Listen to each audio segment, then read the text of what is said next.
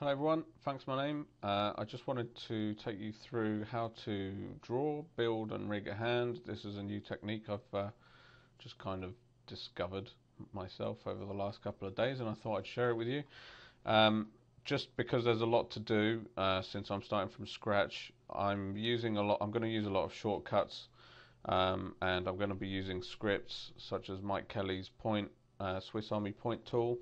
Um, if you're not familiar with it, what it allows you to do is do lots of stuff that you can do with the normal tools, but using some of the mod keys. So if I hold Control and drag, I can draw. If I hold Alt and drag, I can change the curvature. Alt and double click fills, and Shift and drag does the line thickness. So that's going to speed up drawing quite a lot, but you can use the normal tools, or if you want this tool, then go to the animators forum. I'll link to it somewhere else. Get involved, and 50 posts later you'll be able to get into the scripters area. So first things first, I'm going to start by just drawing the basic shapes. So let's put auto stroke on, put the arm, then I'll put the palm, I'll put the pad of the thumb, and the thumb, and then I'll put the one finger. Now I used to do this trying to put lots of separate parts for the different fingers and stuff, but you won't need to do that anymore now, thanks to the advent of smart bones. So now I've got the basics. I'm just going to start using the the Swiss Army point tool. I'm just going to start changing this around a little bit.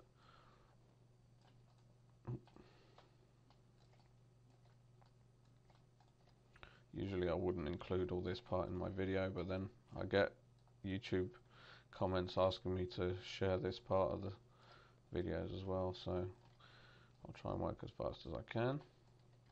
Now the cool thing is that with this tool I can just hold Control and add a point. So what I want to do is add points here, which will allow me to change the line width thickness here to hide a line, and then using smart bones I'll be able to bring that line back later on, as you'll see.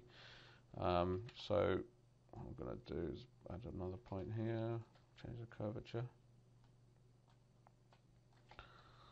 and I'm just going to probably mumble while I draw.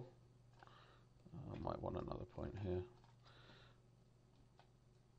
Okay, so I'm going to do that to all of these because it's going to come in really useful. Add a point on either side, point in the middle, change the curvature, and change the line thickness, and then we'll see how this looks in a sec.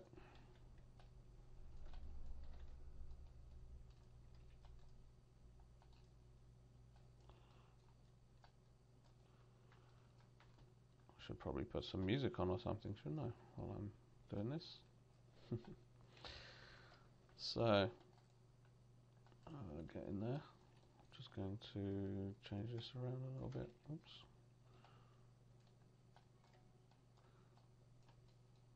I'm not really going to need the control over this bit that I've got over the other bit.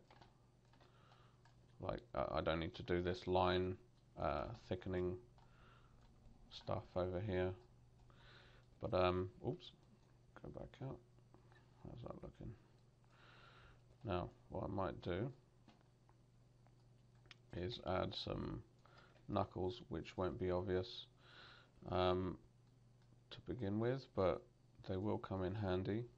Now the cool thing about this hand is eventually, over the course of the 3 lessons, on the 3rd one I'm going to start introducing the rotation of the fingers, so you'll be able to actually rotate the hand in quite a natural way. In the 2nd lesson I'll start with a smart bone controls for fixing up all the animation. And smart bones are so cool. You can just, oh, what's happening here? You can just do all these fixes once, and then we'll never need to do them again. So let me just finish off this bit of drawing here. It may not be perfect, but maybe I'll add a point here. Okay, so I've got a hand. Let's see how that looks. Alright, I think this will probably do for our purposes. Now, next thing I want to do, I'm going to work on two separate hands, the front and the back of the same hand, because that's going to come in useful a little bit later on. So what I'm going to do is, well, first I'm going to separate all this stuff onto separate layers, because we're going to need to control the layer depth at some point later on.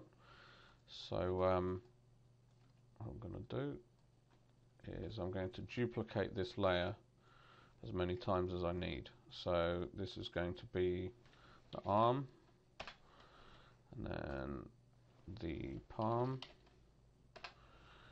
and then the pinky, middle finger, index finger, thumb, pad, I might as well separate those, and the thumb tip. So I've had to go back a few steps because I forgot to do what I'm about to do now. I've coloured these. I'm not sure if that was in the part of the video that I cut out or not, but if you click along the sides here, you can just put different colours to the layers, which will make it easier once they're flipping around to see which one's in front and which one's at the back. So what I've done is I've duplicated this and renamed it, but at the moment they've all still got every shape. So what I need to do is select the shape I want to keep, hit Control I to select inverse, and then delete. So I'll do that, go through, that's a palm, pinky, delete, middle, index, thumb pad, and thumb tip. Okay, so now each of these things only has one function. Okay, so now we're back on track. Let me put in a group, which will be hand front, and then I can duplicate this group, which will be hand back. And in that case, what I'm going to do, let's hide this a minute, so I'm going to move the palm to the top, and that's pretty much all I need to do at this point. So now this is the back of the hand, and I'm not particularly happy with the thickness of this line, so I'm just going to change that. I need to do that on both, but what I'm going to do is put these in a switch layer.